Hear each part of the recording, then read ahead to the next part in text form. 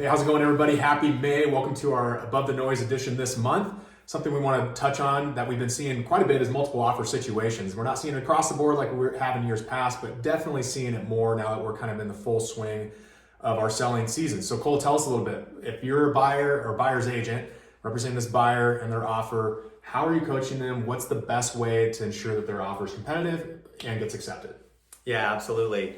The goal here is to craft a thorough, thoughtful offer where all of the terms of the offer are playing into the seller's hands to ensure that the seller has confidence that you and your buyer are the right people for this property and the right offer to choose. And to do so, you have to learn a lot about the seller's motivation. So it starts with really clear communication with a cooperating agent to make sure that you know exactly what's important to the seller. Everyone has different motivating factors when they're selling their homes.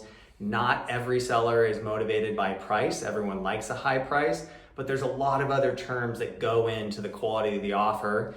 Not every seller has the same needs associated with closing, occupancy. We're looking at how much earnest money we put down. We're looking at the standardized contingencies within the contract. How can we button up those time frames? How can we remove some of those contingencies if the situation calls for it, to make sure that we can outsmart and outwit and outmaneuver the other agents and the other offers that are coming in on the property.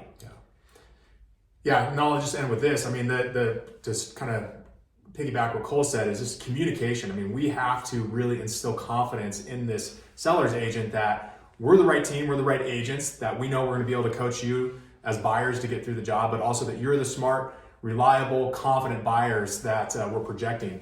And so that's a huge piece of it, is just communication, making sure the offer is presented in the correct way. You'd be shocked at the amount of times we're in multiple offer situations and the buyer's agent just kind of sends over an email and says, hey, here's my client's offer. There's no backstory, there's no love strings being pulled or heartstrings being pulled or anything like that. And so we really want to make this package as well-rounded as possible, because we know you're putting your heart and soul and a lot of dollars into the process. And so that's our job, is to really communicate that to the seller's agent and subsequently to their sellers.